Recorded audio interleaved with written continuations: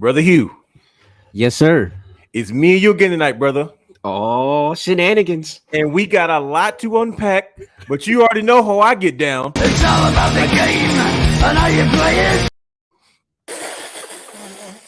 Yes. Boom!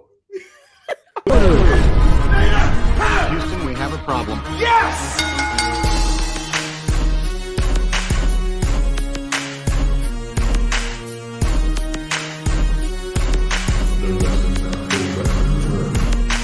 What you gonna do? What you gonna do? What you gonna do? What you gonna do? What you gonna do? What you gonna do? What you gonna do? What you gonna do? Oh, yeah.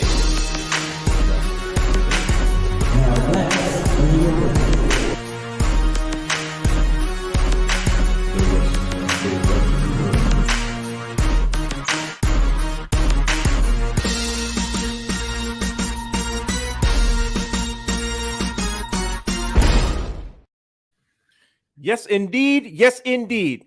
Listen, I said it the last time, and I'm going to say it before. Never let me be in charge of doing things because you already know what type of shenanigan I plan on getting into. I have been waiting all week, all day. I've been keeping my thoughts to myself, but guess what? It's true. Now it is time to finally dig into all the juicy details about everything that's been going on in the world of professional wrestling. Brother Hugh, how are you, sir? Hold on. I didn't hear the last part. I think we skipped. But I'm good, bro. I'm good, good? man. I'm ready. I'm ready, man. Let's go. Excellent. Let's So guess jump what? right into it, bro. We have a lot to get into today. We got SummerSlam. We got Vince is retiring. We have Triple H being the new head of creative. We have Ring of Honor's Death Before Dishonor. All these things to get into. Brian H is on the road again, and you'll be on the road right after him, not too long after this. Yes, But sir. tonight, oh yeah, tonight is the night that it's time to sound off. And it's time to really dig into a lot of the stuff that we've been talking about it all week. But you know what? I'm fired up. I got some stuff I gotta say. He digging deep into the wound today, Oh, baby. you already know what it is. So hey, let's get this party on the road. I gotta go into logistics. You ready? Here we go. Wait for it. Wait for it. Wait for it. Welcome to the Wrestling Realm Now podcast, where we take a deeper dive into the world of professional wrestling. Now, you can watch our flagship show, The Wrestling Realm, and other shows such as the Wrestling for the Culture, Break It Down with Brian H, and the other content anytime on youtube.com/The Wrestling Realm, where myself, the real Dwayne Allen, Brian H, has the third explore many topics to try to educate and give fans a different perspective on the many things in the world of professional wrestling. Yep. I am the real Dwayne Allen, Brother Hugh. And you already H know who I am. to the A, to the S, to the T, to the H, to the E, to the 3, to the R, R, D. D has Let's the go. third. Woo! Follow us on all social media platforms, Instagram, Twitter, and Facebook at Wrestling Realm. Like, subscribe, and engage in the conversation with us. You can also stream and download all of our audio content on Anchor, Apple Podcasts, Spotify, Google Podcasts. You can watch us and subscribe to our Twitch channel at The Wrestling Realm. You can also shop at WrestlingRealm.com for anything in our merchandise. Go support us, be a part of the brand, and see what we do. We got a whole lot of new shirts and stuff coming. So Yep. shop now at WrestlingRealm.com. Keep your Also, eyes open. Subscribe to our Patreon channel. Yes, we are on Patreon for all exclusive and extra content. Brian H. Waters does an excellent job of providing all the extra stuff. And guess what? Before you know it, Realness Reacts will debut. What else? I think that's it. Is that all the logistics? That's it. All right, here we go. Realm on the road. Come on now, brother. You just came back from Outbreak Wrestling in Hamburg, PA. How was that? Hamburg, PA. Oh, it was lovely. I love the feel of it. I had a great vibe. Like, I know you know the show Heels, right? Yes. That's the type of vibe I got from it. Like, it was like a big barn house. No, I saw the photos and I was like, man, this looks like a cool place to have a wrestling show. You did an excellent job of capturing some of those photos. So I want to put these up there because we don't showcase your work enough, man. I know off camera we just had a whole conversation about some things, man. But man, you got some crazy photos that kind of embody what Outbreak is really all about, man. So definitely hats off to you and kudos to you, brother. But yeah, this is just a few of the shots that you took that I saw, and I was like, oh yeah, nah, brother Hugh's out there working. But how was the show overall? How was the talent? I mean, it was a good talent. It was great talent, that was a great match right there. This one right here. Yep. Takeover versus Pure Ignorance. Yep. That stole the show for sure. What was the outcome? You already know Team Takeover, Crocs, baby, Crocs Nation. Hey man, how did Brian H handle that? I'm sure he didn't handle that too well. No, he didn't. He didn't. You'll see that a little bit later on. I'm pretty sure. Oh yeah, definitely. We also have a lot of content coming up, ladies and gentlemen. We're still working on Blurred Con, Outbreak Wrestling from Hamburg, PA, and what else did Brian H? He just sent something else. It might have been that trip, but we got a ton of stuff to. Was it MCW? MCW, the Shamrock Cup that we that he did a vlog for. So we're gonna be working on all those things. We're gonna get that stuff up and coming and situated.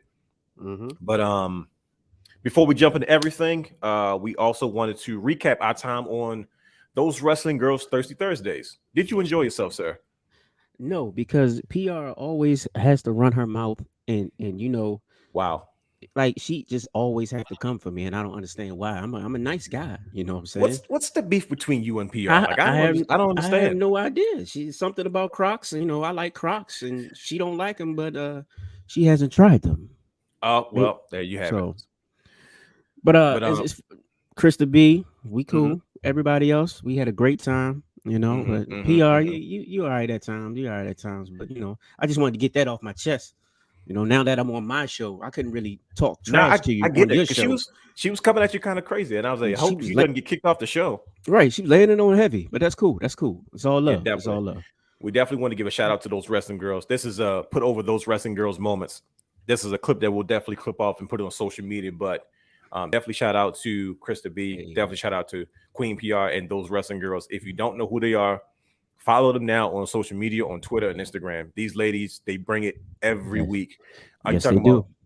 You're talking about two young ladies who are just very passionate about the business and just their overall fandom. They bring such an intelligent aspect to this product and what we like and what we enjoy doing. So definitely shout out to them. We want to send a special thank you for having us on your show. Absolutely. And I'm sure this is for me, it was the first of many appearances, but we're going to always see each other down the road going forward. So, I always believe in giving people flowers while they can still smell them. So shout out to those wrestling girls, and thank you for having us, on your show, and, keep pushing, keep striving. You guys are going to do great things. You're already doing great things, but trust me, it's only up from here. Yes, you are.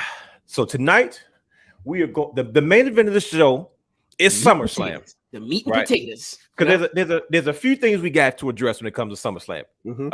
This is the first big pay-per-view underneath the Triple H era. We're going to dig into that in a second. There's a few things that's kind of been going on with Seth Rollins and Riddle. Apparently that match has been postponed. Right. So there's a lot of things that we have to kind of address, especially underneath this new. That's why the title of the show is SummerSlam, the biggest reset of the summer. Usually they say it's the biggest party of the summer, right? But to me, this is like, nah, it's the rebirth, bro. It's going to set the tone for what happens next going forward, right? Yes, sir. So, but before we get to SummerSlam and before we get into all the other things, Ring of Honor, Death Before Dishonor. Let's discuss the fallout real quick. The overall pay-per-view. What did you think of it overall? Now, this is probably the first big one underneath the AEW umbrella, right? And I don't want to say I saw mixed reactions, but it had a different feel to it. And I'm asking you specifically because we've experienced Ring of Honor in its heyday, when it was, to me, at its most popular and its most profitable. So, what did you think overall of the, post Sinclair broadcasting era of Ring of Honor and this version of Death Before Dishonor? It was slightly different. It was different. It was a different feel overall. Like you said, with us, spending most of our time at ROH shows, and like the feel, it was more commercial. If you understand, that's exactly what I was feeling too, though. So like it's I think we talk about this all the time. I think the major thing is they need to get another program. I mean, get another program, tell these storylines, sell these belts. Like, come on, let's make something happen instead of just all right. Look, let's throw these matches together and one night every 2 months. It doesn't make sense to me. One of the best things that Ring of Honor did was they took like a big time approach and they brought it to a small town level, right? So it always seemed bigger than what it was because of how it was always presented. You know what I mean? Right. I felt like they should work smaller arenas, right? Because Absolutely.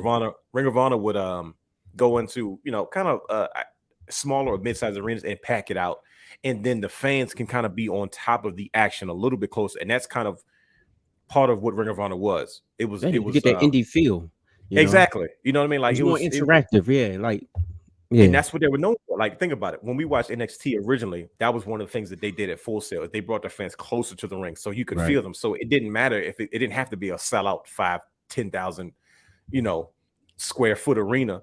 It's because you had the energy of a smaller group of fans in a smaller room, and it made the product as much of what it was, right? Mm-hmm. So I was thinking the same thing. But a few matches I want to highlight. We're not going to dig into that too much, but there's a few things we got to address. Samoa Joe versus Jay Lethal. I watched the match and I'm looking at it, and part of me feels bad for Samoa Joe because it's like I feel like he's done all this stuff before, right? Mm-hmm. And I feel like it made sense for them to have this match. Like, don't get me wrong, and the match was great. I take nothing away from it, right? Mm-hmm. But when you look at it long term, it's like it felt like they were just giving us let's give you nostalgia, Ring of Honor elements to keep the OGs happy. See, you know what I mean? It is. That's what I'm saying. Is that same feel? Look, let's just throw something together and give it to them. They're gonna like it anyway. I mean, I can't float with that, man.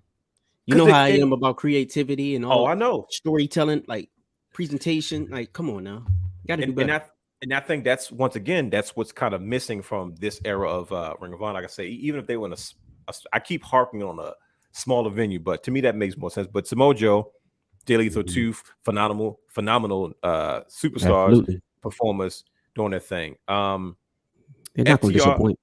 I mean, they never do though. It's Samoa Joe, Jay Lethal, right? We've seen them do crazy things, and I will never downplay like Jay Lethal's career or Samoa Joe's career because they've done so much in such a long, as far as longevity is concerned, right?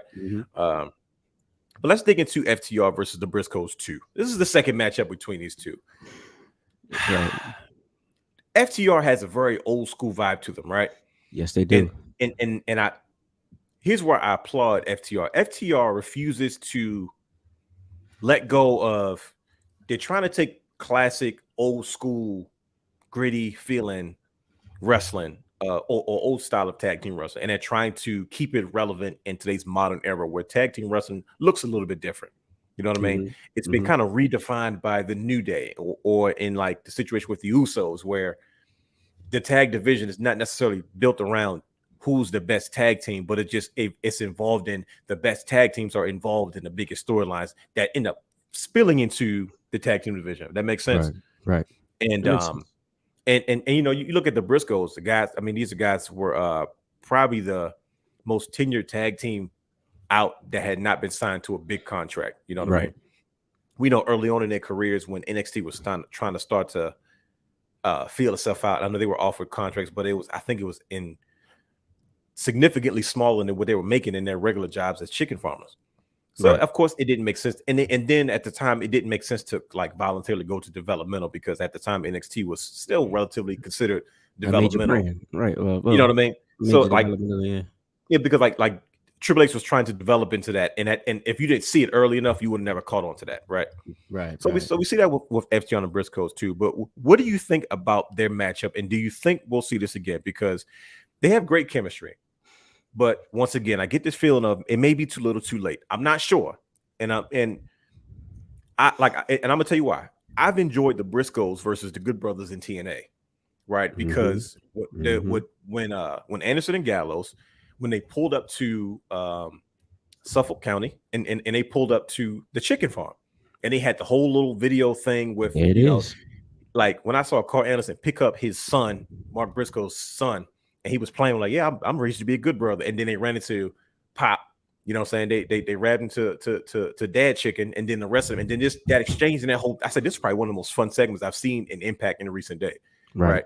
But it was an entertaining piece of it because you got the Good Brothers who are like these rock star Japan, you know, kind of guys, and then you got these guys that are kind of rugged, straightforward chicken farmers, and the dynamic was different. It makes a good story for me.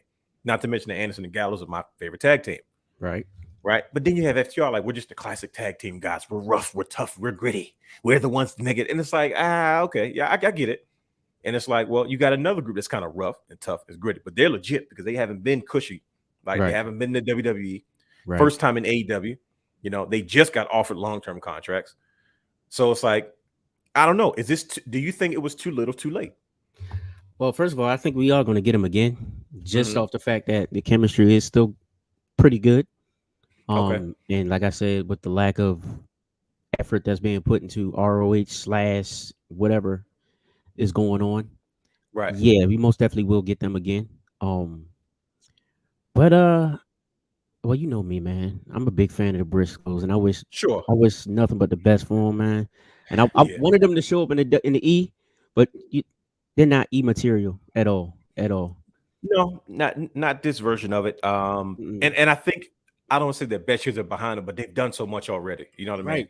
Right. I think starting over for them will be almost like a step backwards, right? Right. So that's another reason why we need to build that ROH crowd back up, / ECW type crowd or audience back up. You know, and it shouldn't be that hard to do because that's majority of what AEW is that alternative crowd. So it's there.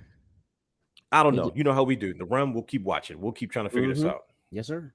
So let's move on to the Bien la Resistance. I don't know if I said that right, but that's just Claudio Cesaro. That's what I call him. I call him Claudio Cesaro, like his Twitter handle.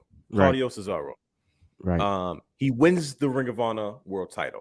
Now, I know last week, we spoke about, is this really a big deal at this point? Yes. You know what I mean? Like Claudio was in Ring of Honor. He was considered an original because he was there in the early years. You know what I mean?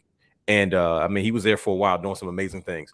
And for him to come back and win the Ring of Honor title, do you feel that this is full circle for someone like him that's kind of been underrated for so long to finally be awarded with a world title?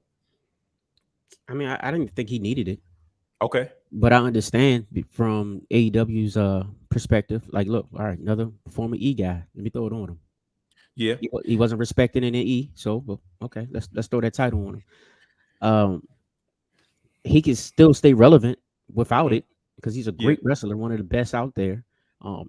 But basically, you just kind of trashed another great wrestler, like one of the best out there in the world right now for his height, for his size, like Jonathan Gresham. Like he's amazing at what he does. Now, where is he now? He walked away. Like his relevance is gone now. And Jonathan Gresham is a guy that had to fight scratch and claw. I remember watching him in a top prospect tournament that Ring of Honor used to do. And this is post NXT superstardom. So all the major indie players had already left, right? Before AEW was even a thing. New Japan was rocking. And WWE, NXT was really kind of the buzz at the time. You know what I mean? Right. So Jonathan Gresham was a guy that kind of came in. He was small in stature. And I remember that I don't know if it was Ian Riccaboni or Kevin Kelly or who was doing commentary. They would always talk about, I know Caprice Coleman probably was there. They kept always talking about how he was this underdog because he was so small. And they would say most people will not give him a chance because of his size. Absolutely. And he went out there week after week after week, and he just kept coming back. He kept coming. He kept proving himself. And after a while, I remember they actually signed him, which was a huge feat, right? Because he had so much stacked against him, and to the point where he became a staple of Ring of Honor, even in its last days of it not being its most popular. Right. You know what I mean? He still played a major part in all that, and he was representing some of the last pieces of what Ring of Honor used to be. So then he goes to he gets signed to AEW. I guess according to what they say, I don't know if it's true or not. AEW / Ring of Honor. And he loses to Claudio, and he asks us for his release as we transition. Did you get an explanation on why he asked? Because I didn't see anything on it. No, I didn't see anything, and I think because Jonathan Gresham is not probably what people consider upper echelon, they probably didn't. I mean, I don't think too many people. To me, it's kind of obvious. You know what I mean? Right. I don't think we know the real reason, but I think it's I mean, like you said, he carried that flag when nobody else wanted to carry it. You know Absolutely. What I mean? He made the sacrifices. He did his thing. And just for it to be over like that. And it's like, well, it's no shame in losing to Cesaro out of all people. Oh, absolutely. But I think he probably, as a fan, I'm speculating, he probably lost faith in Tony Khan's, I guess, His vision. Yeah, the vision and you know that kind of the AEW Kool-Aid where it's like, okay, we're going to give the fans what they want and we're going to appreciate wrestlers until somebody else bigger comes in. You know what I mean? Because, or you know, am I mad that Claudio won? Of course not, because I think he needs that under his belt. He needs that accomplishment. That needs to be, most people when they leave the WWE and they go do something else, they come back, they got to do something while they're gone. Because usually the ones that don't do something while they're gone and don't stay relevant, they don't have much stake. Like look at Drew Galloway. When Drew McIntyre got released, he became Drew Galloway. He was winning world titles everywhere. And I remember one of his last stops was in Impact Wrestling. You know, he had a great feud with Bobby Lashley. And same thing with Bobby Lashley. Like guys were doing stuff to the point. John Morrison at one point. Even like Pentagon Jr. was a former Impact champion. You know, before these guys went to these bigger stages, they were actively doing something to kind of build their careers, so on and so forth, right? And it's reasons like this that I'm like, oh, I'm okay with Tony Khan's Ring of Honor because I think Cesaro would deserve that moment. But you know, it's tough anytime you deal with that. But to me, his wife is in Impact. He was there before, you know, even working. So it doesn't. I remember, like I say it again. Matt Cardona said that Impact is like the island of misfit toys. So this mix of blend of old and new and right. You know what I mean? Guys that don't always really fit in elsewhere, but they kind of fit in there. And I think that seems to be the obvious destination, right? So all right, Impact. What other options does he have besides NWA? Would go back to New Japan, or I mean, he hits the streets again. You know what I mean? Like take the attitude, bet on yourself, hit the indies. Not focus so much on, you know, clout and TV time, but more focused on like, hey, I got to go out there and become the best. But it's like by his size, he's going to be typecast. Like there's only one Rey Mysterio, which is as we kind of transition into Rey Mysterio and his 20 years in WWE. But it's like, you know, you don't feel bad for the guy, but it's like because there's no pity and there's no shame in anything that he does. But it's like you kind of know. We've been watching this long enough. You know where this is going, right? You know what opportunities are going to be in front of him, what opportunities are not going to be in front of him. So, but 20 years of Rey Mysterio in the WWE. That's wild. This past Monday, we literally celebrated 20 years of Rey Mysterio's WWE debut. We'll see that. This WWE. What was in the WCW? See, I don't remember. I think he got it. I don't remember when it's got to be around 95, 96, 97. Right, he was very young. He was like 18, 19, maybe younger than that. Yeah, he had to be around that age. What was your first memory of Rey Mysterio? Do you remember? I don't have like a specific moment. I just remember turning on WCW for the cruiserweights. That's it. Literally, back in the day, it was Raw all day. You know, Rock, Austin, all of that. But when it came down to it, WCW, I turned to WCW because I wanted to see Rey Mysterio, Eddie Guerrero, Dean Malenko. I wanted to see Chris Jericho. I wanted to see those guys go at Psychosis. Juventud Guerrera. Right, man. I used to love the cruiserweights. Everybody did. Bought the video games just to play with the cruiserweights. Forget everybody else. Right. Cruiserweights and Booker T. That's it. I mean, that was my introduction to Rey Mysterio was the video games. Yeah. I remember like I said, I've told this story 1,000 times, even to Brian H. We were playing. I was at my cousin's sleepover, and he had 64 was out, 96, I guess 97, whatever year it was. And it was, you know, the first time you could play with full controllers. They played WCW versus NWO World Tour. Right. And I was just scrolling through guys, you know, I didn't want to get obvious people that I was familiar with, but then there was this dude that was dressed like Spider-Man. And I got familiar with a lot of the wrestlers through the game first. So then when I turned on WCW, I'm like, oh, that's him. Oh, that's him. Oh, that's him. And I got hooked ever since. But 20 years anywhere is always an accomplishment. But Rey Mysterio has probably done the unthinkable. He's done the impossible. He has shattered ceilings. He has broken so many barriers. You know, he's still rocking and rolling. Hey. Like who else is going to have a father-son tag team in WWE history? Like who else is going to wait long enough to have? First of all, who's going to have kids that early, and then wait till they get old enough, and then be tag champions with them? Like those are memories that that will never be lost. They always live on in WWE's history, in their family history, and so on and so forth. Like a lot of people were talking about him turning heel, and it was like, oh, he's going to turn heel. Like what were you thinking about that? I'm gonna tell you why I was like, I didn't make sense, because when you look at Dominic Mysterio, he's still a young boy. Like, he's still developmental talent. Just because he's not in NXT doesn't mean he's not in developmental. You turn him heel, what's really the payoff? Like, what are you going to get out of that? Nothing at all. Just so you can say, oh, wait. Exactly. Like, unless you're going to push him to be the guy next, what's the point? You know what I mean? He still has a lot to learn. Like, there's still so much he can learn from his father and the ups and the downs. Like, nobody wants to see that. I don't want to see it. Like, people probably just tired of seeing them doing that thing, but it's like, you just can't turn people heel all willy-nilly. What's your 2 cents on it? I'm sorry. I'm reading Taquan's comment. Yeah, that is crazy, man. He fought Hector Garza. Now he's fighting. What was it? Yo, in that name, Angel Garza. Isn't that nuts? Hector. Oh my gosh, he took it back. Isn't that nuts? Like, half the people crazy. Don't even remember who Hector Garza was. Like, if you're not a wrestling purist or you don't remember Lucha, like, it wasn't like it was our generation. Like, we just looked up this stuff because we became a fan of Lucha Libre because of the cruiserweights. Absolutely. But that is crazy though. That's crazy that he even pointed that out. That's nuts. I'm sorry, I missed out on that question because I was reading it. What was the question, if you remember? No, I just remember, like, I don't even remember, so I just asked you this question. What was like, what's your favorite memory of Rey Mysterio in W? Like, what do you remember about him the most? That he like, what's the biggest impact he had on you as a fan, casually? Wise? Even if he wasn't your favorite, you know what I mean? Like, a guy coming from what we saw as a cruiserweight to kind of breaking doors down into getting to the mid card and then eventually to the main event scene and almost ultimately a legend. I think that was it right there. Like, first of all, yeah, kind of. His entrance was crazy to me. Like, nobody did anything like that. Like, when popping up out of the stage. Like, yep.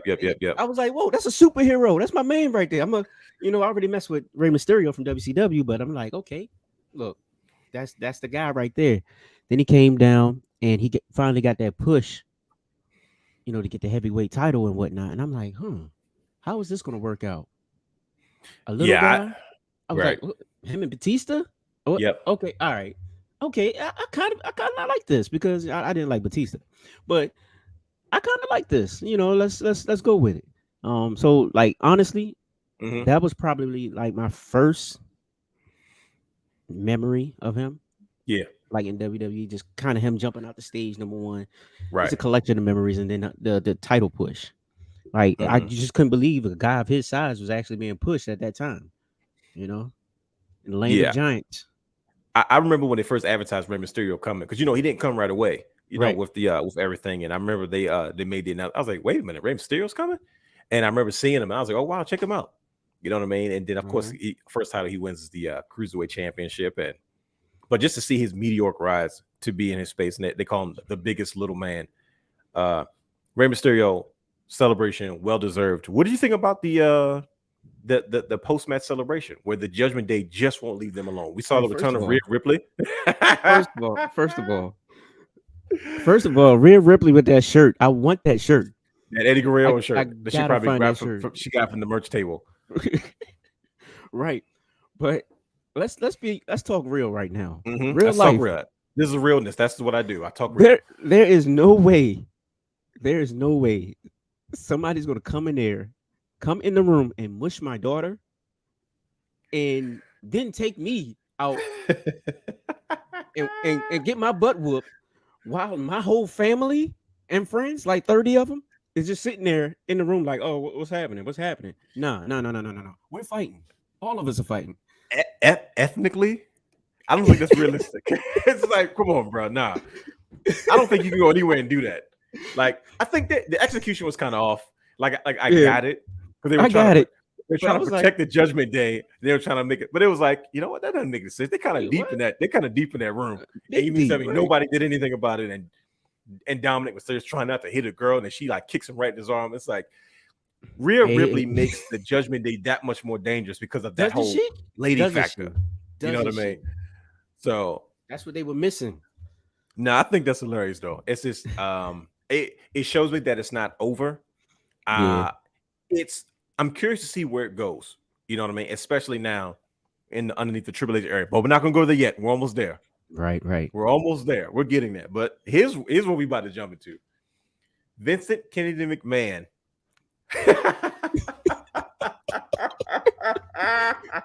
I'm gonna let you handle this one. Go ahead. You got it. Hey yo, time out. He retires from WWE amidst sexual misconduct allegations. Whew. What year is this? Like, this is unreal. First and foremost, nobody ever thought Vince McMahon was going to retire. Ever. And then the reasons why he's kind of forced to retire. Sexual misconduct allegations. Are you serious? I saw something earlier, and it said the government couldn't take out Vince McMahon. TNA Wrestling couldn't take out Vince McMahon. WCW couldn't take out Vince McMahon. He said, but the one thing that what was Vince McMahon's downfall is the one thing that takes down every great man. And I'm going to just leave it at that. And I was like, oh, yeah, that's terrible. Oh, my gosh. Not only am I shocked, but with all due respect, I'll say this, because this is a touchy subject, and this is going to be a touchy one. Vince McMahon is responsible for the success of modern day professional wrestling as an entertainment entity, right? Yes, sir. Yes, sir. And that's one thing that will always be appreciated. Everything he's done, his contributions, his presence has given us what we love, what we sitting here talking about now. It's kind of set the blueprint and the tone for what, like I said, modern day professional wrestling, sports entertainment, whatever you want to call it. Right. But to go out like this, man, it seems like, golly, bro. This is man. You wait till you wait till now to go out like this. That's a terrible way to go, because now your legacy is forever tarnished. There's always going to be a black eye. Like, people have always talked about Vince McMahon, but it was always behind closed doors. If you didn't have any personal experience with him, fans were never affected by his personal doings, because we were fans, and that's his personal business. But he got his Netflix special pulled. It was supposed to be like The Last Dance with Michael Jordan. That was the level it was going to be on. And then that was probably crazy too. We are lucky that there wasn't a dark side of the ring about this, because I got a bad feeling this could have been way worse. But nonetheless, Vince McMahon decides to retire, hand over the company to Stephanie McMahon, to Nick Khan, to Triple H. And now the Stephanie McMahon Helmsley era begins. Once again, I say, what year are we living in? Right? What are we looking at? Like, this is going to be absolutely insane. At the end of the day, when we saw the McMahon Helmsley era back in 99, 2000, or whatever it was, none of us even imagined that this might actually be a thing one day. And now all of a sudden, here we are, and it's like, oh, so this is what we're doing now. Yeah, you're back. I hear you. I think you're still a little, what you call it? You're still frozen, but I hear you though. But here we are now. Like, we all knew that eventually Stephanie McMahon and Triple H were going to end up running the show. They had been groomed for it for a long time. It was obvious. We saw it as the increasing of duties that Triple H began to take a part in. We saw how much Stephanie McMahon had her hands on certain things. Like, we saw a lot of things kind of taking place that we kind of saw, like, you kind of see the writing on the wall. When Vince is done, when this is all said and he's ready to wrap things up, Stephanie McMahon and Triple H are going to be the ones to kind of take the reins of the ship. But it seems like that day has come a tad bit earlier than any of us would have expected. So now we have Triple H named as the new head of creative. We have Stephanie McMahon, co-CEO with Nick Khan. Like, the jokes have been coming from left and right, and I've been laughing at memes all freaking week long, trying to be professional about this. But there's no way in the world that I can sit there and just not say anything about it. So here we are now. Brother Hugh still frozen. Yep, he probably is. There he is. He's coming back in. So at the end of the day, is that you, Brother Hugh? Yeah, you back in? Yeah, I'm back in. See, Okay. that's what I get for talking smack about Vince. He shut me down. Listen, it's all good, man. No, I would, as you were gone, I was just giving the word a brief recap of where we are now. Like, it's amazing that we saw this as a storyline, but now the McMahon Helmsley regime is a real thing. Yep. So you got Stephanie and Nick Khan, co-CEO. You got Triple H, head of creative. Now, Vince McMahon has retired. Now we get into the meat potatoes of the show. Vince McMahon is retired. And I'm going to be honest with you. I didn't see a whole lot of people tripping out. I saw some jokes, which I stayed away from, I think it's absolutely classless. But quite honestly, I'm going to tell you what I did see. A lot of people were relieved. They were okay with the situation. They were like, it's a shame that it has to end this way. But you know what? Okay. Because Triple H is in charge, right? Triple H is in charge? Triple H is in charge? Oh, okay, that's even better. All right. So now we kind of got Triple H in charge. And I'm not going to say I'm disappointed. Me neither, man. I mean, it's time. It's time for a new era, bro. How long has it been time? Let me ask you that, because a lot of people have, let's put it in perspective. It's always been the anti-WWE chatter. There's, and it's justly justified. I don't know if that makes sense, but I'm saying it's justly justified because we have seen a lot of things not go the way they were supposed to go, or seemed a little bit out of touch. Like there was no evolution to certain things. Now, don't get me wrong. The genius of Vince McMahon is far beyond any of us because he has the foresight to see things before we have ever. Yeah, and that's something I've learned to have to let go and respect. To say, you know what, give that man respect where it's due. That's just one thing that he does. On the other hand, I've seen him mess up a lot of things, right? And I think he messed up a lot of how the NXT guys adapted to the main roster. It's a lot of things that were touched that I felt like didn't need to be touched. There's a lot of things that were changed that I didn't feel like need to be changed that have been well documented. Because as we freaking Butch, Gunther, like this, there's quite a few things. Give Tommaso Ciampa his first name back. I got a whole list. Trust me, I got some stuff I wrote it down. Trust me, I wrote all of it down. Karrion Kross, they messed that one up. Yep. You didn't have to touch it. They could it needed time. But here we are now. Triple H is in charge. What does that mean? What does it mean now that Triple H is the head of creative? We've seen what Triple H can do is because he took the NXT brand, which was ultimately supposed to be developmental, right? And he made new stars, which is the lifeblood of any professional wrestling organization. You got to create new stars, right? Right. What does this mean now that flavor of booking and management and all that stuff is now on the main roster?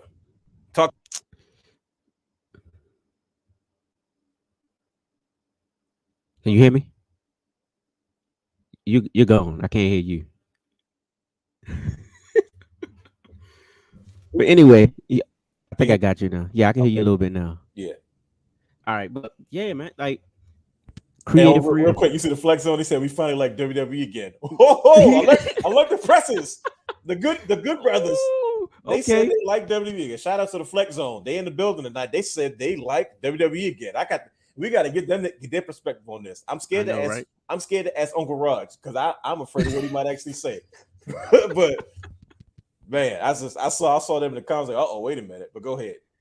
Creative freedom, man. That's like for certain wrestlers or certain superstars. Like that creative freedom like factor is everything. Okay. Vince oversaw everything, and I mean everything, and he micromanaged a lot. Yeah. And I feel like Triple H is a little bit more lenient. He understands. He'll listen to you, and he said, "This is Uncle Raj." Oh no! Oh boy! Listen, I had a feeling it was you, but I didn't want to say anything. I was like, I don't want to. You never know. But oh yeah, that's Raj. We're gonna bring you on because we got. I'm sorry. I'm just thinking about all the stuff you usually say. So I'm sorry. Go ahead, Brother Hugh. We'll get to that. But yeah, man, that's it, bro. Like, I'm eager. Like, I don't even know how to explain it. Like, I'm almost lost for words because I never, like you said earlier, I never thought that Vince McMahon would be done. No, see, and that's the thing. We thought he was going to be forced into retirement, but to health reasons or old age or he just physically couldn't do it anymore. Right. We didn't think he was going to be abruptly forced out. This would be a perfect soap opera. Like Brian H has an affinity for soap operas. Like what if like this? You have I don't watch it, but like Greenleaf about the mega church and the church family and stuff like that. Yeah, like you could turn this into like a legitimate soap opera. If Tyler Perry could get the rights to this, you can turn it to like maybe they set him up because they knew they said, man, we got to put him out of his misery because he's ruining things around here. Like you never know.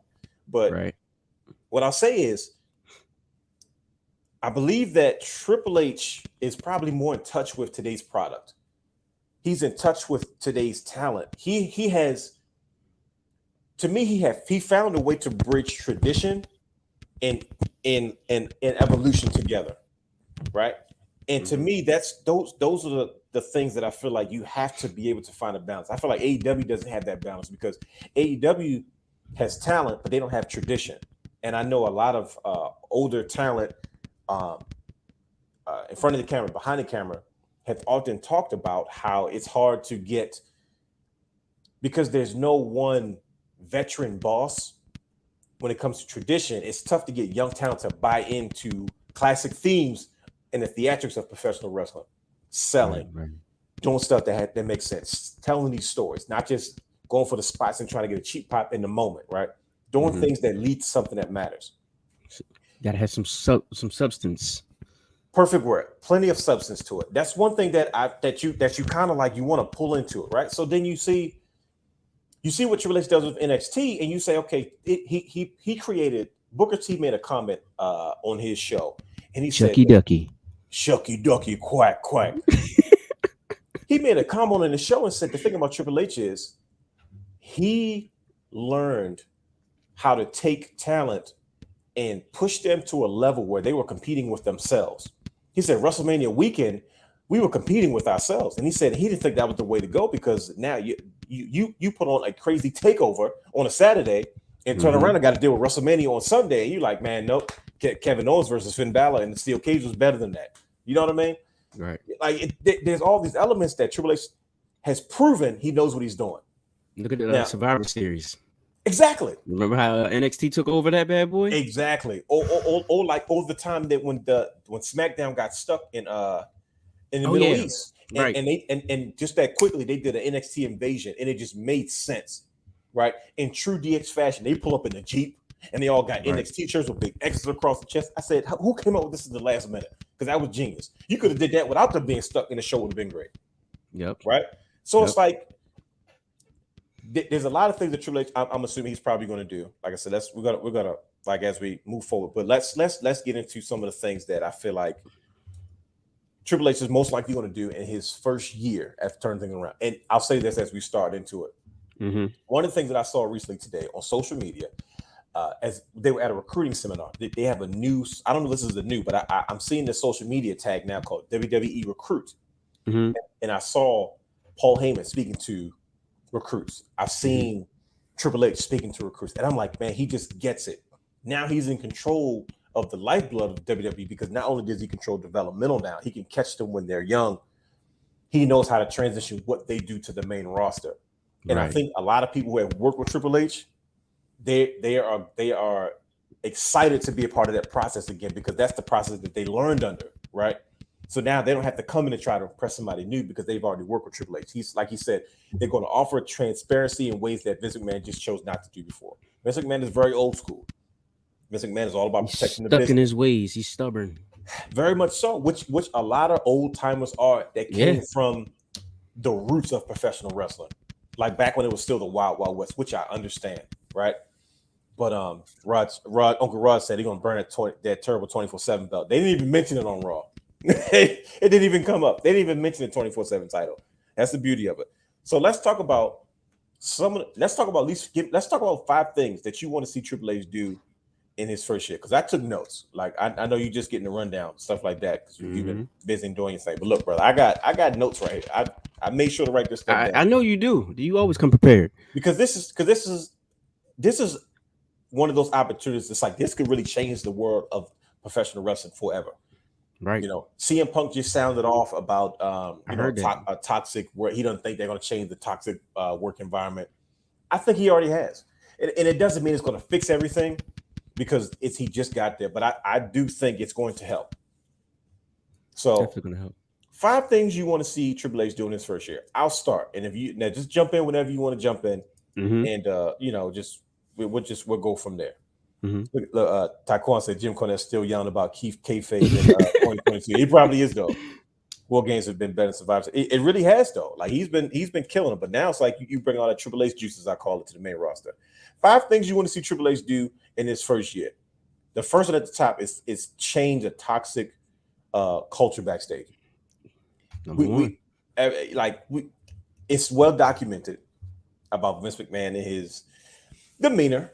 He's an intimidating man, and I think he felt like he comes from the era of he had to rule with an iron fist because of just who he was, his figureship, and just his overall leadership style.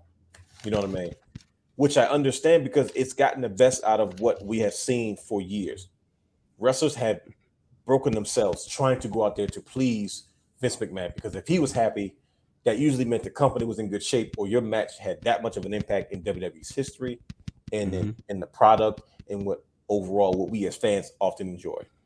But one of the things I definitely want to see him do is change a toxic workplace culture. I think AEW has proven that you don't have to have a toxic culture in order to get your talent to perform well and to give you their best and to buy into what you're trying to accomplish. I don't think people are going to be as...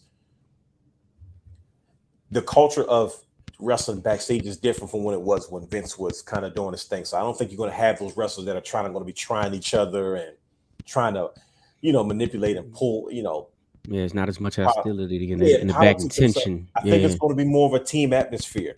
They're going to push each other, of course. You know what I mean? But it's not going to be...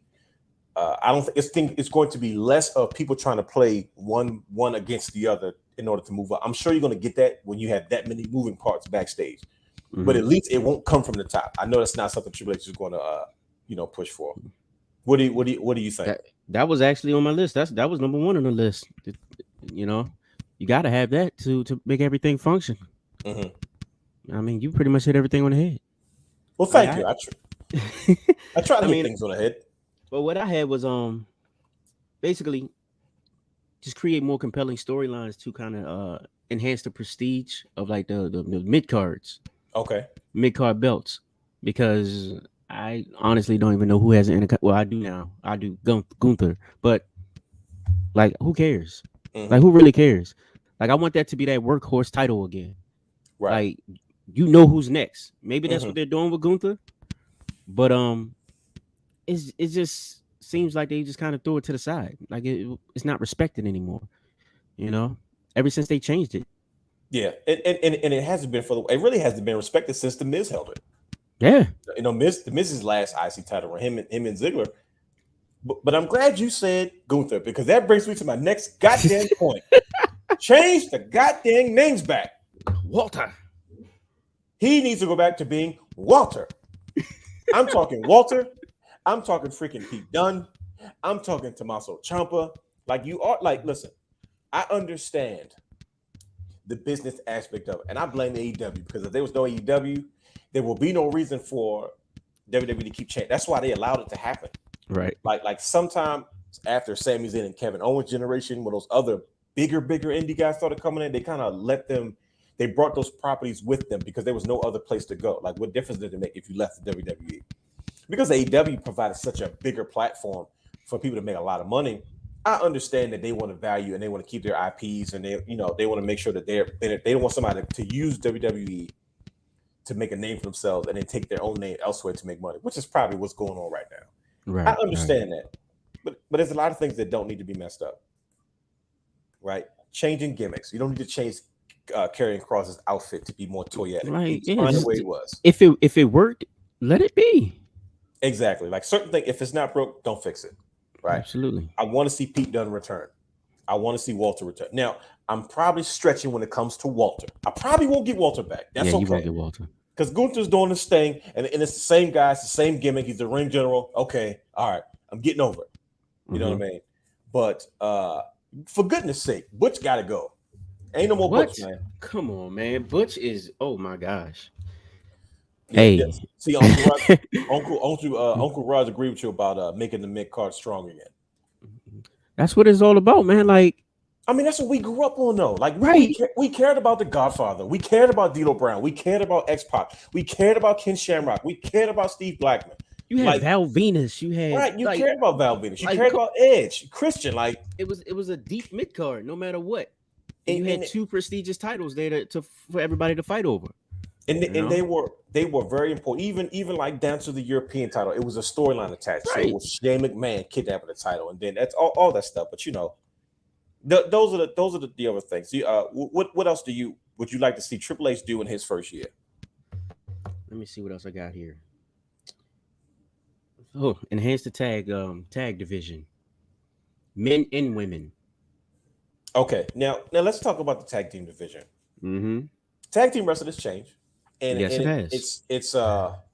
It is no secret that tag team wrestling is more costly financial wise, because they always say that. Hey, the people are rolling in, man. Hold on, let me shout out to the people. Hey, shout out to everybody in the chats. What's good, folks? I gotta type this in. Look, I had to put that out there. It's rolling in, man. We getting a few eyes today. Some people have joined us for the party. Right. So this is how you know the conversation is getting hot. Here we go. NXT found a way to not overexpose the tag team division, but at the same time, though, they allowed the wrestlers to beat themselves in tag matches. I know that may not be as clear as I said it, but it's like, think about it. When we saw FTR, when we saw like Blake and Murphy, when we saw when we saw the tag team with him and Alexa Bliss and all those guys, they were my favorite tag team for like 2 minutes. When we saw the Revival, right? When we saw Undisputed Era, when we saw Imperium, right? We saw great tag team wrestling matches. Now, granted, we saw those on smaller levels, right? You can book tag team wrestling when you're going to the same venue every week, right? Mm-hmm. But it wasn't that many tag teams that left NXT and went to the main roster and kind of had that same level of oomph, right? That's right, yeah. Like we saw with the War Raiders, now known as the Viking Raiders. Same thing with the Revival. Same thing with Undisputed Era didn't even make it. Oh my God, right. The Authors of Pain didn't even make it. You know what I mean? They were there for a hot second. You know what I mean? I think there's enough talent in the tag team division, women and men, that Triple H can write stories for the tag teams. Not just I'm a tag team, you're a tag team, let's fight for the title. Like the Usos, that's what I'm saying. Like, they're the I'm not gonna lie. I'm getting tired of seeing the same matches every week. And hopefully he can do that's something else. Hopefully he can do something about that. I get it. It's practice for what is it? The premium event or whatever? Premium live events, yeah. Premium live event. But like, man, it's tiresome, man. Let's do something different.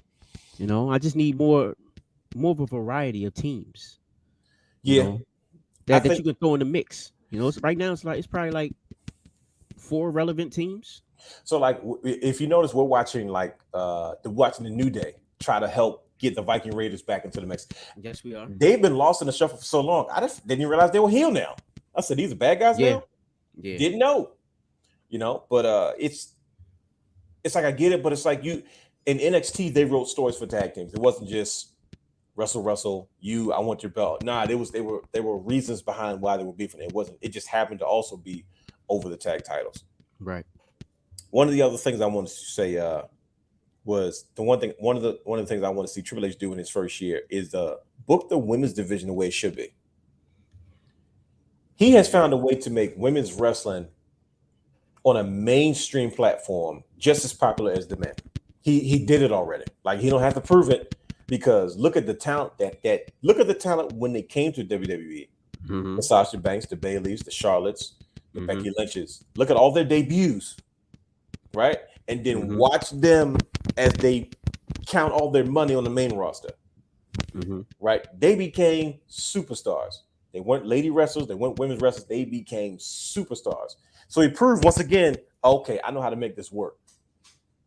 So that's one of the things that I can appreciate that Triple H has done. I'm like, listen, if everybody knows that the women's division is always kind of like, it goes up and it goes down. You can never tell sometimes. And it's we understand it. It's always this battle between, is this profitable? Is it not profitable? Is it mainstream? Is it not mainstream? Is this what advertisers want to see? Is this not what advertisers want to see? And I understand that they have to take all those business things into consideration when they book their product. But I feel like Triple H, if there's anybody that can find balance to it, Oscar's another one, for goodness sake. Right. If there's anybody that can bring balance to that, Ember Moon, like they're all coming to me now. You know what I mean? Alexa Bliss, like, do I keep going? You know what I mean? Where's Io Shirai? Is she injured? I don't know what's going on. I don't know. Xia Li, you know, like where are they? Yeah, it's the same thing. I don't know. I heard contract stuff with Io Shirai, Xia Li. I don't know. It all over the place, you know. And now you still got like Mandy Rose that wants to come back. She wants to kind of make her presence felt. She kind of went to NXT, kind of proved herself, what she wants to do, improved. She's being taken seriously instead of just eye candy. Now she wants to do her thing, you know what I mean, on the main roster. But I think those are a few things that I think realistically that we can see. Taekwondo said it's up. Yeah, Io Shirai's contract is up. Mm-hmm. But that's one of the things that I feel like if there's anybody that could navigate it, especially with Stephanie McMahon being co-CEO is a woman, you know what I mean? It's how would it look? You know what I mean? That they can't feature them in respectable situations. I understand the timing of everything, but it's like, let's be more involved when it comes to booking them. But if they give me hope. And like I said, I'm going off Triple H's track record. He's proved it already, you know? Absolutely. So I think that's the biggest thing. Like I have no worries because I've watched him do it before. And I think just the last thing as we kind of segue into, you know, the rest of everything is just to bring back former NXT talent. Right. Now here's the funny thing. I was watching something and somebody said that hold on, my mic just came out.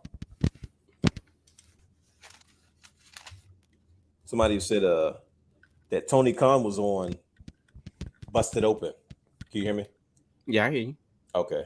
They said Tony Khan was on Busted Open, and the first thing he said was, before you even asked, Adam Cole's locked in. Adam Cole locked in for 4 years, and Malachi Black is locked in for 5 years. Somebody said they got him on the death row contracts. God dang, Tupac. That's the first thing everybody thought. I said, oh, Adam Cole's coming back. He's like, no, Adam Cole's on the contract for 4 years before you asked me. I said, yeah, Tony, you're a smart guy. Adam Cole made it very clear. We talked to Triple H and Shawn Michaels every other day. But oh my gosh, that's the new clip. Oh, come on now. I know he's been body shamed, but you know, I want to see him bring back former NXT talent.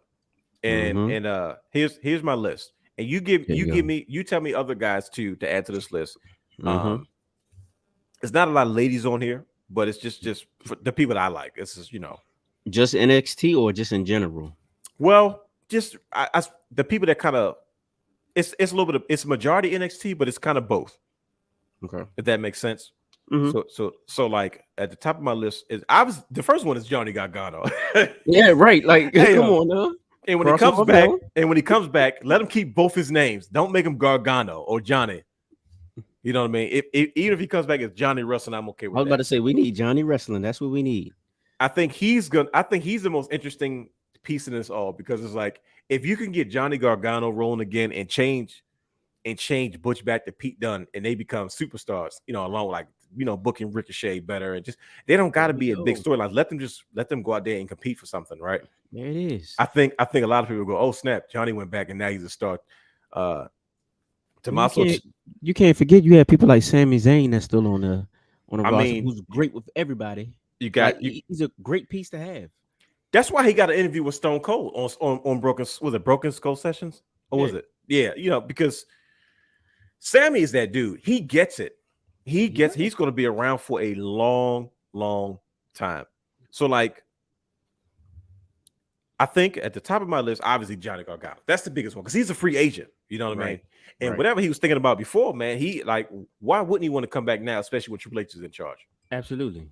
You know what I mean? Like, he could come in right away. He's a guy that has the look. He may not have the size, but you don't need it these days. Because look at Daniel Bryan and Rey Mysterio. That's DB 2.0. You don't need it, so don't like. We know that's a reservation sometimes, but you don't need it. He has all the gear. Like his takeover gears were always they meant something. They were very toyetic, as they say in the toy business. But I'll keep going. Bring back Killer Cross and Scarlett. There it is. Obviously bring back Adam Cole. He's gonna be stuck for about 3 or 4 years. Bring back Andrade Cien Almas. He's married to Charlotte Flair, man. Like, Andrade. You know, he has to learn how to speak English first. Yeah, he's just a little bit. Something. Golly. Hear me out though. He can be part of Santos Escobar in that group because Santos speaks great English. Yeah, and so does Angel Garza, and so does Humberto Carrillo. You know, but to me, no one's ever booked him. I went back and I watched the Takeover. What was it? Was it Brooklyn? Somebody tell me. I watched Andrade versus Johnny Gargano, and I said, man, I don't remember the last time Andrade was even booked this good. You know, even his time as United States champion was better than I'm watching him do in AEW. AEW, so it's so up and down. There's no consistency to it. I don't like his look. I'm like, why did they let him come out dressed like Beetlejuice? He looked like Robin Thicke on stage dancing with Miley Cyrus. And I'm like, bro, why is Beetlejuice like, what are you doing? I was about to say, is that what is it called? Suspender? Synonymous? Yeah. I mean, he was when he went to AEW, he was just that stupid suit. You know what I mean? And and you know, when he kind of found his fitting, and even when he was suspended, Andrade, his in-ring work was ridiculous. But now he was under the Andrade that we knew Andrade to be. You know what I mean? So I haven't, even on the main roster, he wasn't booked the same. You know what I mean? He was kind of, you know, him and Zelina did a good job, but he was almost hitting like utility guy status. Right. So another guy I want him to bring back is Samoa Joe. Samoa Joe was such a huge asset to WWE and Triple H and what they were doing outside of the ring. I look at Samoa Joe, man, he looks tired. I'm like, why is this man in AEW right now, like wrestling? He shouldn't have to do that. He was at a point in his career where he was ready to get back. He was ready to coach. He was ready to scout. And he could still wrestle from time to time. You know what I mean? If you needed him for something, you know, like I look forward to that. Like I said, one of my favorite matches of his to this day was him versus Killer Cross at the last Black and Gold Takeover. You know what I mean? Like I really enjoyed that. But Samoa Joe's always been my guy. Another guy I wanted to bring back is Christian. Hey, it's crazy. We have the same exact list, and I promise you, we do not. We haven't talked about this. Yeah, we haven't. Like we was fresh off the moving and shaking, getting onto the show. Christian, right? I think Christian does such a great job working with young talent because he's like Edge. He's kept himself in good enough shape, and he's a respectable name. I love to see him get in. I'd rather have him beef with Johnny Gargano and Adam Cole and Tommaso Ciampa and Pete Dunne about and with the same attitude, like, look, I'm sick of you young guys, than him beefing with Jungle Boy and Luchasaurus. And it's nothing against Jungle Boy and Luchasaurus. It's just I'm like, bro, like, right, huh? Like that's the best you can give me, Christian. Like you're a former world champion, all that good stuff, and that's what you do. You know what I mean? And it's like to me, that's what I'd rather say. I can sit there and talk about why Christian is better than WWE than he is AEW all day. But would you like to see him in as a heel against Edge? Of course, why not? Like unfinished business, like as a heel, as a tag team, anything. Right. Like you said, not the whiny Christian. Christian. I don't need Weasel Christian. Yeah. Right. I don't give a flying funky monkey. Just saying whatever out my mouth. Getting my he's probably not. And look. It's a perfect time. They about to go TV 14. Listen, Triple H in charge of WWE. First of all, like a week before his birthday. Happy birthday, Triple H. It's his birthday today. Right. If you're watching this. Hey, go on TV 14. What a time to be alive. Out of all the things at this place, I said, time out. So they're about to go TV 14. They're about to take the cuffs off a little bit. It doesn't mean they're going to go nuts, but bro. Like, yeah. Out of all people, like you talking about the guy, I don't think we're allowed to even talk about what Triple H used to do back in the day. I don't think people will believe us. All I'm going to say is he used to do one of these moves. Like Triple H was wild. Come out there with super soakers. Like Triple H was a wild dude, man. Yes, he was. And now that guy's in charge. But like I said, who wouldn't want to be back and working for a guy like him? But one last guy that I think is probably not two more. It was one guy. One wrestler and another entity that I was thinking, Keith Lee. There we go. I feel like not Bear Claw, Cat. No, doesn't need to be Bear Cat. That's that Bruce Prichard stuff. That's old classic. That's right. He reminds me of Bear Cats. Let's call him Bear. No, he was fine the way he was. Keith Lee, let him go. Just let him wrestle. Let him do what he had to do. Let him have his look. Let him have his size. The problem is they pushed him too soon, which was not his fault. That's your fault, right? Because y'all thought y'all had your next big black superstar, And I respect the fact that you wanted to be Keith Lee, but then they wanted to change everything. The way he is now in AEW is Keith Lee. That's how they should have left him alone. He don't got to speak. Let him smirk. Let him flip. Let him just be a powerhouse and left it alone. He don't got to be a world champion. He don't got to put him in the main event conversation. Let him feud. Imagine all the NXT talent on SmackDown right now. That's what SmackDown was supposed to be reserved for. Think about it. You take SmackDown right now. You say, okay, we cut all these people. We cut a lot of older people to make room for the younger guys. So everybody that's in AEW and everybody that's not in AEW that was in NXT that left, imagine them all on SmackDown now. I'm talking Cross. I'm talking Gargano. I'm talking Adam Cole. I'm talking about the rest of them. Kyle O'Reilly. I'm talking Bobby Fish. Yep, I'm talking Keith Lee. I'm talking about Swerve. I'm talking about all those people that were in the mix. Get my man Roderick Strong out of the way. Get him up there. Roderick Strong, Ricochet. I just named you 7 guys that you got 2 hours of television. You can't find something to do with those guys. Like, come on, man. They were all workhorses. Like, imagine that group and Pete Dunne. Imagine that entire group all fighting for the IC title. That's crazy. Trying to fight for that space. Are you kidding me? We just booked it for you. I would tune in just for that. Forget everything else. SmackDown will be the same way it was. First of all, when it first started, back with Eddie Guerrero and Kurt Angle and all those other guys on SmackDown, it became the workhorse show. The same way it was back then. You feel me? The same way it was in 2016 when AJ Styles was running things on SmackDown and Jinder was coming along and Randy Orton was over there. Like, come on, man. Like, imagine all those guys on SmackDown. Like, they will be 2 completely different shows. They'd be almost NXT 2.0. You know what I mean? Mm-hmm. So it's like that same NXT audience that watched them up, there would have no problem coming there. And then you can finish the show with Roman, with Sammy, and all those other guys. Like, come on, man. But it's neither here nor there. What about Regal? That was the last person. Bruh, that was the last person. I swear, yo, this we here, brother. This is why we brothers. Yo, I swear, I lied to you not. That was the last guy I was freaking thinking. William Regal, man, on the same level with Samoa Joe. Yes, how in the world do you let him? I don't care how much money he's making. You know why he got cut? Because your man's up there paying. You feel me? I censored myself. Yes, sir. That's where the money went. He shouldn't have. Road Dogg shouldn't have been released. Regal shouldn't have got released. Samoa Joe. I don't care how much freaking money they were making. How valuable they were to the product is invaluable. And now Regal's an on-screen talent because I know he can't get through those kids backstage. He can. I don't care how many clinics him and Daniel Bryan had before the shows.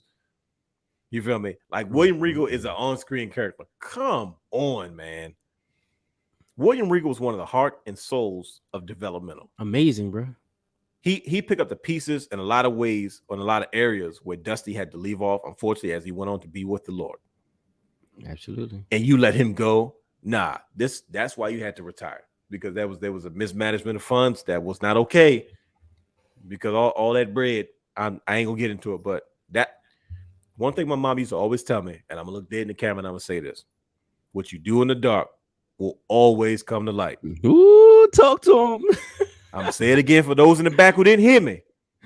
What you do in the dark will always come to light. That's the only sermon you're gonna get. I'm not gonna pass a collection plate. We ain't gonna take we're not taking offering. I just want to put that out there. But to have him back is, to me, invaluable. Like, I don't feel that his best talent is being used as a manager. You know what I mean? He's Taekwon is right. He was doing stuff back in AEW. So y'all want all the guys who went to AEW to come back? Not necessarily, Raj. I want all the Triple H guys to come back, because I feel like if Triple H was doing what he's doing now, I don't think those guys would have left. Absolutely. I don't see Adam Cole leaving. I don't see Undisputed Era leaving. You know what I mean? I don't see Killer Cross being cut, because guess what? He would have debuted on the main roster the same way he did in NXT on a bigger level, and it would have worked. Like, he was feuding with Jeff Hardy. That was an established name. Now, at the time, we was a little like, wait a minute, why is Jeff Hardy drop? But at the same time, he's a former world champion. He's a future Hall of Famer. It makes sense. It's like, man, you don't got to give him a helmet and stuff. So that's some old Bruce Prichard, Vince McMahon, looking like Farouk Farouk aside with that blue helmet on his head. Right. And so it's like, it's not necessarily that like he said, don't let Brian hit you. Yeah, I saw that. You know, but like Uncle Ross said, all those guys would have stayed. Like they didn't want to go to AEW. They were fine where they were. But guess what? AEW does a better job of booking talent despite their size. Facts. Look at Hook. Look at Daniel Garcia. Look at Wheeler Yuta. Like we just saw what he just did. We just saw Daniel Garcia just beat Daniel Bryan and stuff like that. You know what I mean? Bring back a Pac. Yeah, like you know, bring Neville, like you know what I mean, like Neville. Neville was one of the founding fathers of what NXT became, and then he got to the main roster and didn't know what to do with him. If Triple H is in charge, you think Neville's leaving? No, not at all. Like you know, but those to me, that's the impact that Triple H has had on the business. That's the impact that Triple H has had on those individual people and superstars. He just understands it. And he brings the best out of what's in front of him. And I think he has proven enough to like, man, I think people want to work with him. And I think people will wait their contracts out because once AEW is struggling right now on all fronts, right? I'm going to tell you what AEW is not struggling with is with the fans because the fans love AEW. They put on great shows. You ever watch AEW on TV? It's loud in there, which means the fans are enjoying what you put in front of them. Have you been to a show? No. I haven't been to one yet. I missed the show in DC when they were here. And I'm looking forward to going to one because the energy is undeniable. You ever watch an AEW show? It's loud in there. I'm like, oh yeah, this is probably a fun space to be in. Just a room full of rabid wrestling fans that just don't care about anything. You know, once again, that ROH feel. I'm telling you, like if it's the fan base is there, man. It just always man. They just got to figure it out. You know, but that's one of the biggest things that I feel like that we can take away from Triple H, you know, being the head of creative, man. So what do you think about Bruce Prichard being demoted? I was a fan of Bruce Prichard. I'm gonna tell you why. Not because of necessarily what he's doing. See, Roger said the same thing. He said AEW is a great experience. I mean, you can tell. Like you can watch it and tell. E Figure said maximize the strength and minimize the weaknesses, like Paul Heyman used to do in ECW. That's it. And it's funny you mentioned that because I've been noticing that Paul Heyman has been working very closely with Triple H. Paul Heyman is another guy that wants to get rid of all old people and go with all new talent. Why not? Whether he understands, I remember almost, I don't know, but 10 or 12 years ago when Paul Heyman was approached about joining TNA, and he wanted to fire everybody over the age of 40, including Kurt Angle. No, I think he was going to keep Kurt Angle. I think he was going to keep Sting. Everybody else had to go. And he was going to he wanted to sign Daniel Bryan and then build a year program between Daniel Bryan and Kurt Angle. He had it already planned. It's because through the mistakes that he made, he understood that in order for your business to grow, your lifeblood has to be developing new stars and talent, right?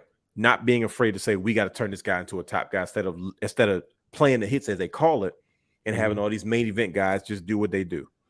So it's you know, it's crazy that he just mentioned that. But I like Bruce because we grew up with Bruce, right? When you watch all the WWE documentaries and the DVDs, who do you see eventually in every interview? You see Bruce Prichard, right? Bruce Prichard, Bruce Prichard, and then Bruce Prichard left, and then he has a wonderful podcast. I think that's the podcast that brought wrestling podcasts to the forefront again. Him and Conrad, something to wrestle with, and I think Bruce has a lot to offer. You know what I mean? And I hope that he sticks around. But now, I think the product will be different now that it's filtered through Triple H because it's not. Bruce Prichard was the young guy at the time of his generation. You know what I mean? But he got older, and so did Vince. So they were just an older guy, and an older guy. Vince was his mentor, basically. Yeah, absolutely. So and he fired Bruce. Yeah. You know? So it's like, okay, so I think Bruce is like a lot of people, they have great ideas, but they got to be filtered. And Vince was always more trusting of Bruce because of their history. You know, same thing with us. Like, well, we grew up watching Bruce, like, and I knew him simply as a WWE official because he was on all the documentaries. Right. He's been around. He's seen a lot. You know what I mean? But what do you think about him being demoted, Bruce Prichard? I mean, respectfully, I like it. Okay. Like I said, he was a Vince McMahon guy. In order to start anew, you got to kind of like reorganize everything that's going on backstage. Absolutely. Yeah. So you got a new leader. You got the game. You got Stephanie. You have Khan. Like, let them do what they have to do. Bruce is still there. He's still can give you insight on certain things. He's not gone, but it's like, look, we don't need you at that level where it's too like we're gonna have some sort of conflict. Yeah, because you still want to do things like Vince McMahon was doing it. yeah, No, yeah. Another guy from the old school. It's a new game.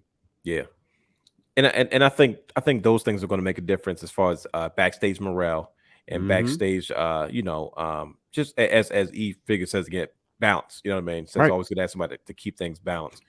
And I think that's the biggest thing, though. At the end of the day, you know what I mean? And I think that's going to help with the work culture and also how it may rub some of the older guys, the wrong way. But I'm interested to see.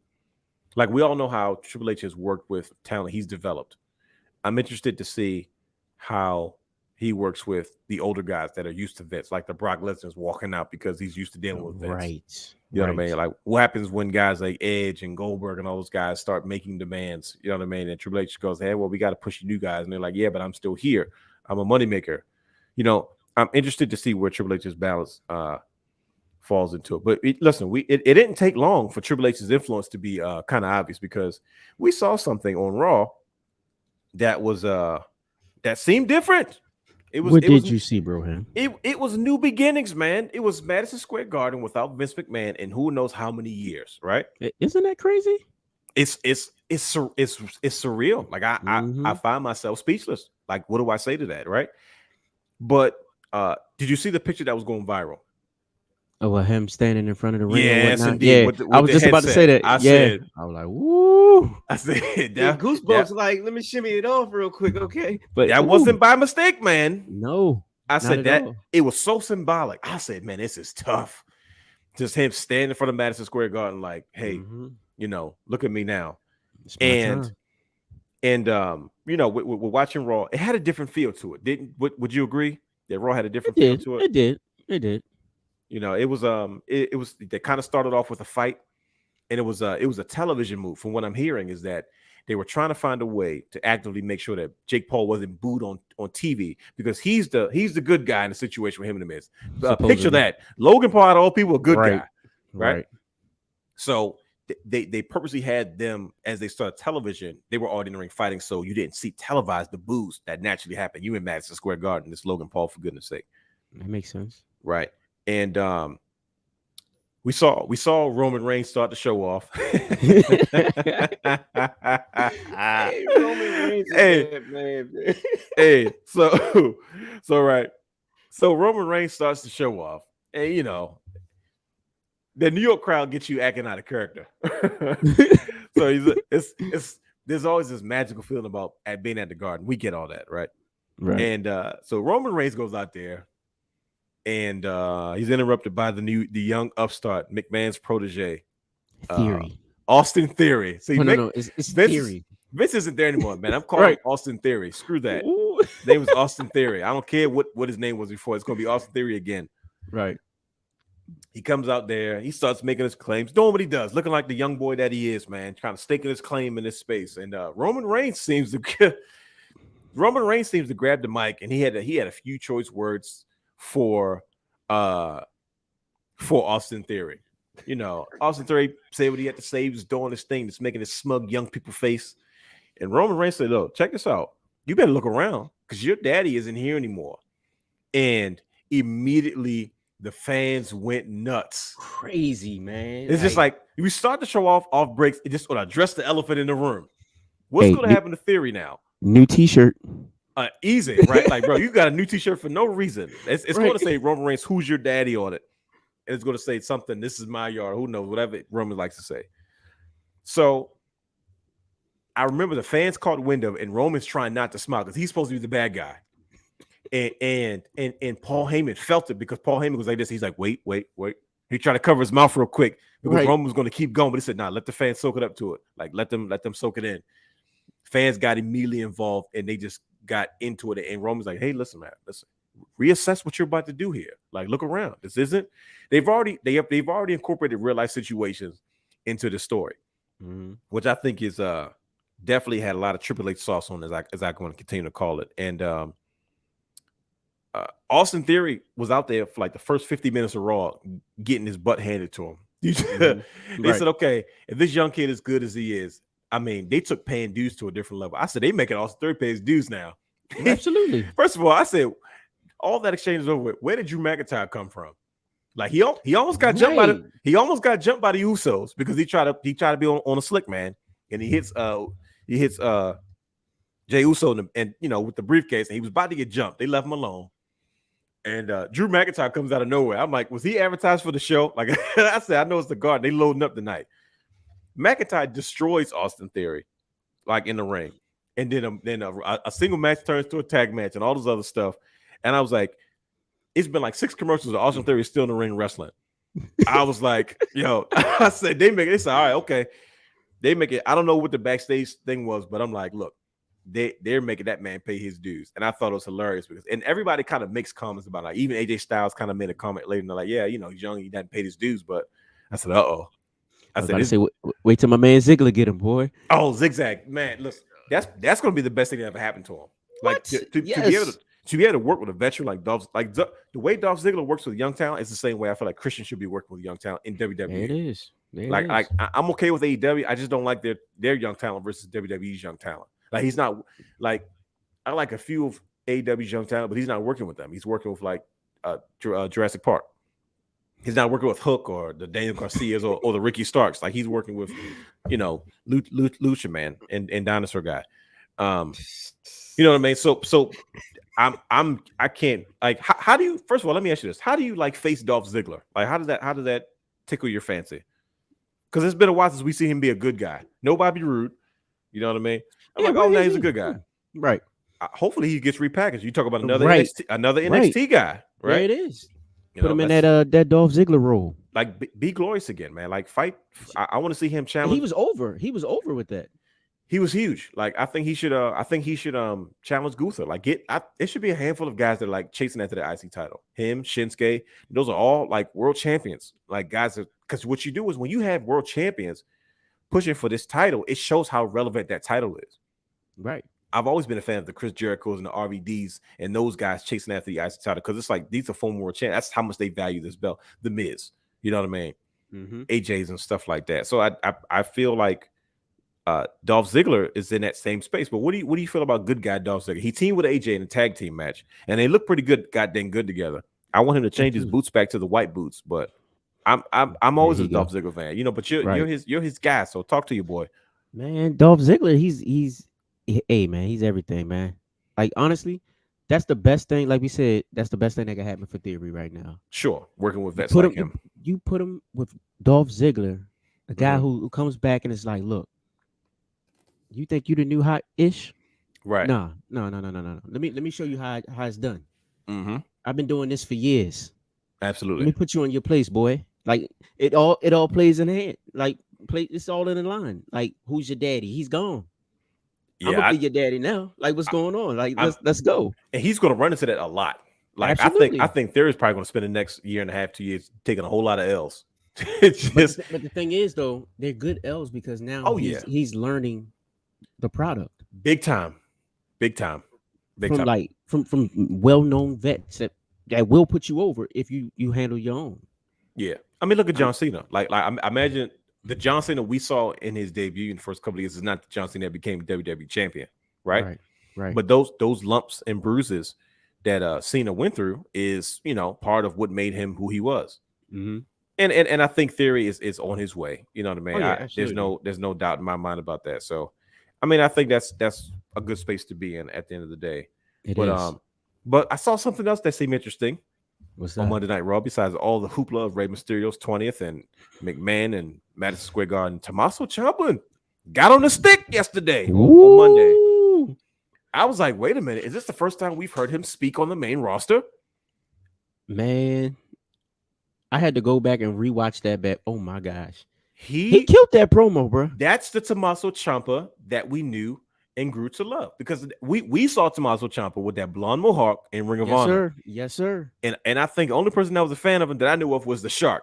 Shawn Williams. He was a huge Tommaso. I was like, I can't get with this dude. And he was trying to be the same character. We saw that character develop at NXT. We seen the promos, the vignettes, the dark. Like we seen him snap. I said, man, this dude he's a smaller guy, but once again, that's irrelevant these days. You know what I mean? He grabbed the mic. He said, "Hold on," and then he began to just shoot out the truth. And Miz was just sitting there looking like, and Maurice looked like she was terrified, like this dude is going to blow a gasket. Right. And that's what you want at the end of the day. And I was like, this is the first time we hear Tommaso Ciampa speak on the main roster. It was heartfelt. It was passionate. I was like, oh yeah, this is the Sicilian psychopath that we're looking for. That's what we need. And I think once again, that was Triple H. Hey, Triple H, listen, can I say something? He's like, yeah, go ahead. I want you to give the promo. Like Miz, let him do it. Him working with Miz is going to take him to the next level. Like Miz is doing an excellent job of creating new talent, because it's like, okay, you can write this right now. You know what's going to happen. Mm-hmm. Tommaso Ciampa is going to be his flunky, and Tommaso Ciampa is going to turn on the Miz and say, look, man, I was using you. I'm psycho, and I did whatever I had to do to get into the spotlight. And guess what? Nobody hogs the spotlight like you, Miz, because he said it already. Right? You've seen it before with Mizdow or Sandow, yes, or whatever. Yes, indeed. Like Miz has a way of making new talent relevant. And mm-hmm. I love the fact that he's doing something, because it was the same way with Jinder Mahal and who was he running around with? Was it when Jinder Mahal first came back? He came back all super jacked up. He was with Rusev, I think. Was it Rusev? It was Rusev. It was Rusev, Lana, and Jinder, and Jinder was like he was taking all the bumps. I feel like that sounds right. And then not too long after that, Jinder kind of, Randy Orton was always high on Jinder Mahal. And then, he went to SmackDown, and he may not be the greatest in-ring wrestler, but he's probably, to me, he's one of my favorite wrestling characters. Like, it's easy to do. Right. He has the look, he has the size. He's just been, he's just, a lot of people consider him a bust, and he might be, but I'll never take away from the fact that you were able to take somebody that was a nobody and you turn him into a WWE champion. He started and closed your show. Right. You know what I mean? So that's something that, I look forward to seeing. With Tommaso Ciampa and Miz. I seriously think that see, Rod said he don't think that he don't know about Miz making people better. I think he makes people relevant. You know what I mean? Like mm-hmm. Miz garners a lot of attention. Miz has a spot. Right. Anything that Miz is involved in is immediate relevancy. And if, say, he's not working with the Miz right now, what would he be doing? Yeah, Taekwon said it was Rusev and Jinder. Exactly. Like he'd be on main event still trying to find his way. So I can see this turning to something. I would love to see Tommaso Ciampa and Miz, because they have such contrasting styles. And I would love to see the Miz get the best of Tommaso Ciampa and to see Tommaso Ciampa like snap and but that was one of the things that I feel like Triple H is already kind of making his presence felt, because why would we just get a random Tommaso Ciampa promo, for the first time ever since he's been on the main roster? Man, you know what I'm saying? Sneak peek. Let me throw that in there real quick. Right, exactly. Like, hey, kid, I want you to cut the promo tonight. I want it to be you. Just speak from the heart. Yeah, he spoke from the heart. He did. That was my Triple H impression. That was me, Triple H, talking to Tommaso Ciampa. That was noticed everything. But yeah, I mean, what else can we expect from Triple H? Like, this is just, a lot of fans were happy, a lot of fans were relieved, and that leads us into SummerSlam. That was supposed to be the main event of the show, but we got so caught up on all this other stuff. But we do what the heck we want to do around here. So absolutely, it's our show. That leads to SummerSlam. This is where we wrap up. We're going to start bringing this to a head. I know it's been a party. We appreciate everybody hanging out with us tonight. They're really here too. They're really out here too. Yeah. Did we do something right today? Because I don't know. Yeah, it's cool, man. I appreciate you guys. Mm-hmm. I know it's late, but thanks for hanging with us. SummerSlam. This is what it's going to lead to. Now we're going to dive a little bit into it, but as of this recording, we still got SmackDown left to do, right? Right. And SmackDown's technically the go-home show, because technically that SummerSlam is the next day. Saturday, right. Right. We talk about our favorite SummerSlam memories, right? And SummerSlam is usually the biggest party of the summer. It's the way we kind of wrap up, it's a very fun wrestling season, as I call it. Mm-hmm. What are you looking forward to the most from this year's SummerSlam? It doesn't necessarily have to be a match. It could be an opportunity. It could be just it being in Nashville rather than New York or Los Angeles, anything like just the event in itself. What do you surprises? Okay. Surprises. Like now, you definitely know that you're going to get a surprise now because of the Riddle situation. I was going to get into that. Yep. I've also think you still have Bailey out there. I mentioned Charlotte before. They come back into play. Like I'm just eager to see like how things play out. What are they going to do with this Brock and Roman thing? Like, is this really going to settle it, or are we going to build to something else at WrestleMania again? It makes you wonder, doesn't it? Yeah, it's a lot of options. Like you said with the Cody situation, Cody can come back and throw his hand in the deck too, talking about, look, I'm gonna be here for Royal Rumble, or whatever. Yep. So like it's just a lot of different things that you can do. That's for me. It's the surprise. This is my first SummerSlam, so I'm there to enjoy the show. Oh yeah, you're going. Yeah, I forgot. I literally said that at the beginning of the show, like you're going to be on Friday. But yeah, Brian Neitz is his absence. He's there right now. He's working for his job, and he's going through all the festivities of SummerSlam week as we kind of stumble into SummerSlam and kind of wrap up the summer. But you'll be going as well, man. So in Nashville, which is one of the places I've always said I wanted to visit. Nashville. But do you think we'll get Gunther versus Shinsuke at SummerSlam? That seems like a big matchup.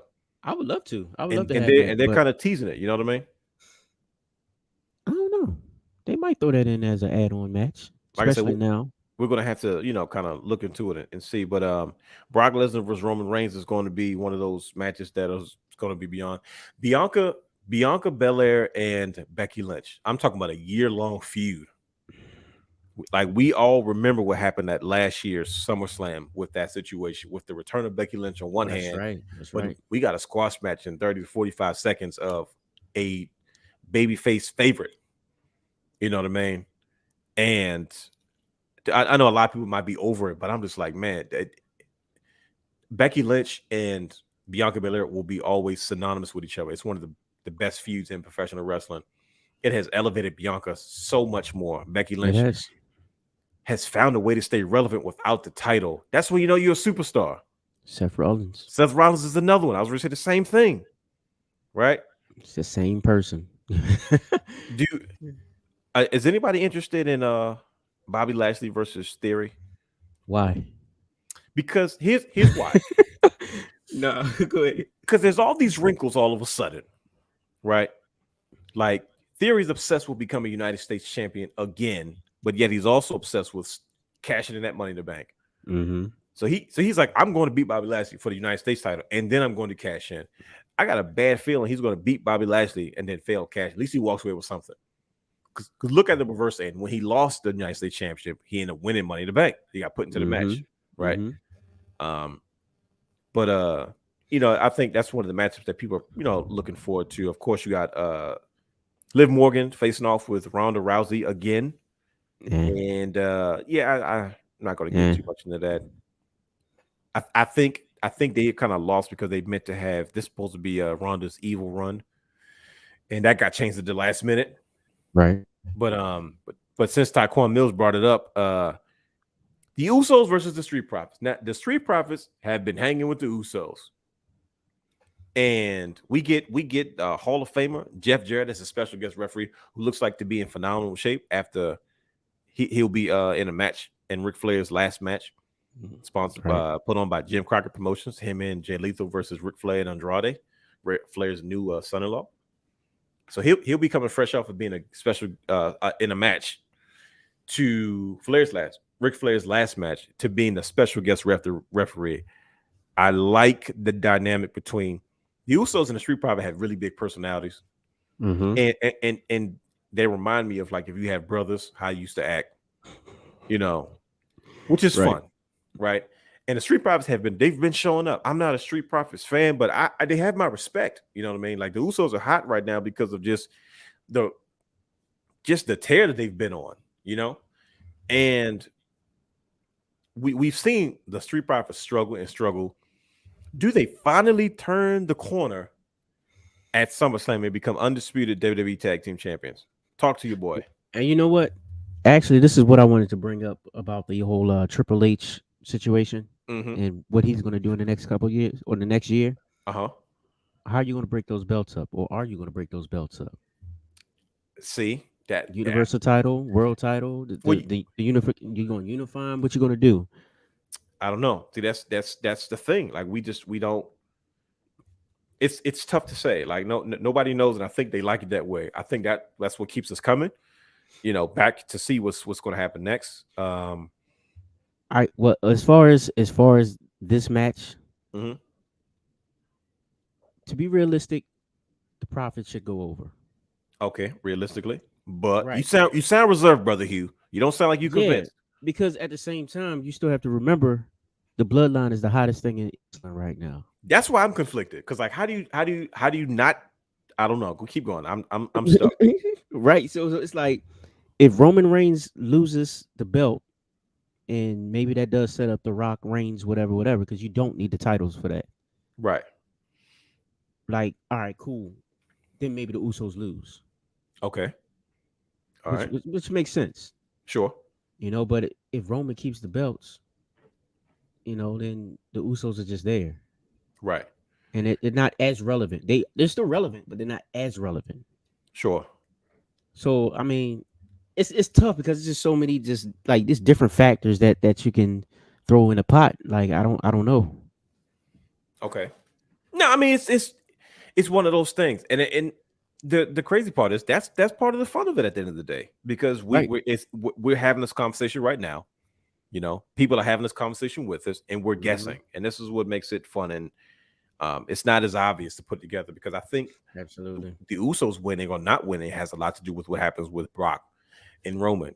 We don't know what Brock Lesnar's status will be now that Vince McMahon is retired. We don't know what the plans were before versus the plans after.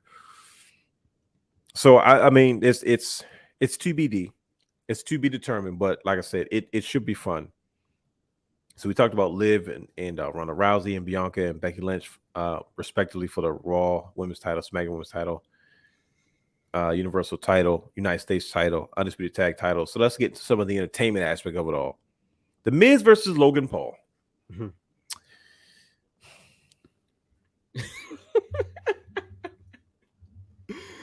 I don't want to see that mess, man.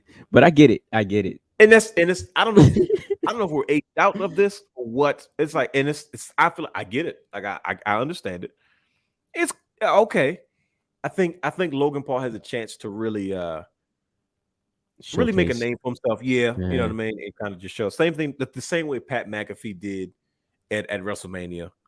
You know what I mean? Speaking of Pat McAfee, I feel like the Miz and Logan Paul is probably going to be short-lived, but I think it goes hopefully Tommaso Ciampa and at least Tommaso Ciampa and Miz in some way, shape, or form. So let Logan Paul and Miz have their thing, and then Logan Paul can go about his business, and Tommaso Ciampa can get that ball rolling. Right. Pat McAfee versus Baron Corbin. Skip, don't even want to see it. I mean, neither. Not even gonna talk about it. Love Pat McAfee. Baron Corbin, meh. Great heel though. Oh yeah, he gets on my nerves, so he's doing his job. It's just not my cup of tea. We're going to talk about Seth Rollins and Riddle. That's how we're going to close the show tonight. And Rey Mysterio and Dominic versus Finn and Damian Priest. No DQ match. I'm good off of that. I'm all right. I don't want to see that. They're going to kill Dominic. He's not, like I said, he's developmental talent. Stop putting that boy through all this. They like, nope, you got to pay dues, son. Hey, son, this is going to hurt, man, but you got to stick close to me, your papa. That's me. That's my Rey Mysterio. That's my Rey Mysterio. That's how he talks to Dominic every time. Ew. Yeah, I don't like if you look at it on Spanish, because I'd have said it in Spanish. I'm sure there's going to be a few other matches announced. Probably some pre-show stuff. I still want to see Shinsuke and Walter. That sounds like a good one. That sounds like a real good one. I mean, I think that's going to be like that's huge to me. Like that's a good matchup. Like Shinsuke working with a Walter. Like Walter's an up and comer, but he's been dominant. He's a worldwide name, but Shinsuke is. They're getting Shinsuke going again. You know what I mean? Like they're letting him be himself again. He's got his look back. He's not, Shinsuke's the man, by the way. How you feel about Gunther and Kaiser? Their little quarrels and whatnot. I like them because is it needed? I think so, because it shows the personality of Gunther. You know what I mean? He's like, there's this cultural air of like we're excellent, we're better, we do things perfectly, and when you don't, we're punished. They're like, it's this. I told you that's Regal Jr. Yeah, like this, almost this aristocracy. I don't know if that's the right term, but it's like it seems very aristocratic, and I like it. It gives him personality, it gives him purpose. He's not just coming out there posing and beating people up. You know what I mean? It's giving them reason to be like, oh yeah, this guy's no joke. So as he kind of cuts his teeth on this level, he needs good matchups and he needs elevation, so that when he gets to that main roster space, like Ludwig Kaiser, you have a guy that can mix it up, but he can also be the kind of the mouthpiece. You know what I mean? Right. I thought Imperium was very boring. Doesn't take away from anything that they've done and how popular they were. They were an amazing tag team, and the other guy got repackaged, but I like the dynamic between the two because it's something different. It's something we haven't seen. I still like Walter lost all that weight. To me, he was more dominant as a bigger guy, but he looks amazing right now as far as his build and how much he was able to get himself in shape. You know what I mean? I want him to kind of pack it on a little bit. I want him to look like Brock Lesnar. You know what I mean? I think that will give him that same intimidating, dominating look, and it's only a matter of time before he's in the main conversation. Like imagine Walter versus the Drew McIntyres of the world. You know what I mean? Like those are the matchups that I'm like, okay. You should be building a Walter. You should be building Walter on SmackDown. You should be building Karrion Kross on Raw, but they cut him. You know what I mean? Like those are two guys that were younger, that were not necessarily in age, but in experience. Come to like imagine what those guys would be if they were able to continue to do what they were doing. Right. Did we get Edge back? He said he's coming, so I think he has a lot to do. I'm glad you mentioned Edge because I forgot about Edge. Y'all don't like Edge? We've seen these Bray Wyatt promos for like a month straight now, however long it's been. Right. I think I'm more concerned of one, why is Edge coming back the way that he's coming back? I think, and where does it lead to when it comes to Finn and Damian Priest? And I'm glad that they're going to come back and continue to tell that story. You know what I mean? Right. I know that the Judgment Day kind of got derailed because of injury and stuff like that, but they seem to be back in full force. And they're kind of like young punks. That's what they remind me of. Like they look like punkers. They're all, and none of them are young except Rhea Ripley. That's it. They're all in their 40s. Like Finn is 40 something, and so is Damian Priest. But the young Gothic crew in the in high school. Yeah, that's exactly how they come off though. They're mean. They pick it on little people. They pick it on Ray, like knowing he's old and beat up, and his son knowing he can't hit girls back. There's all this. Right. Like I'm okay with it. I'm entertained. Finn's wearing pants on purpose, and he's like, "That's right, long tights." Like when you respond back on Twitter, you're doing it on purpose. So that's another wrinkle. Like, oh, let's see what Edge has to bring to the table, and where does it go? Because he doesn't show up just to show up. He shows up with purpose. Hopefully, his hair's grown back in. Right. But yeah, I'm looking forward to that. Like I said, that's part of the surprise. Like I said, I expect Cody Rhodes to kind of show his face in some way, shape, or form. He may not show up into the Rumble. That would be great though. Oh man, it's SummerSlam. He has to do something, bro. I mean, he's healthy enough to be there, and I know he's going to be there. So like, he's not going to wrestle. I mean, whatever. But I booked it earlier. Remember, we said in the group text. Let him know. I said what I want to see Cody Rhodes do is, and this segues into this last little bit. We're almost there, fellas. We appreciate everybody, ladies and gentlemen, for sticking with us. This is fun. Seth Rollins versus Riddle. They made the announcement that Riddle has injury, and he will not be able to participate in SummerSlam this year, leaving Seth Rollins without an opponent. Here's where the Triple H era has begun, because they're back to blurring the lines between kayfabe and what's real. How? Realness? I'm glad you asked. Seth Rollins uncharacteristically goes, "Oh, I want to apologize to," and this is what I said. You saw that? Because, and I'm gonna tell you, this is what I said that they should have started doing a long time ago. I said, you want to blur the lines, use social media against itself. Because I'm gonna tell you, you know who's doing it now? To be honest with you, AEW's doing it. I don't know how many times Darby Allin they got beat up by Brody King, and like he got beat up at Comic-Con, he got beat up at a signing, he got beat up at a merch table, and these are like regular public events. And I'm like, AEW, that's a good move. I think it's I don't think they. I don't know. I don't want to keep criticizing AEW like they're not doing it right. It doesn't hit the same. But but I'm like, yo, but it's like they're blurring these lines by like we're taking our storylines to these real life situations. So Seth Rollins is on Twitter. I want to apologize to each and every person who brought a ticket. I said, bro, you as evil as you are, you are every Batman villain combined. And now you're apologizing to fans on Twitter, like I just want to apologize. Everybody came out to see me, and then here comes Triple H. Right. I hear you. I hear you. I hear you.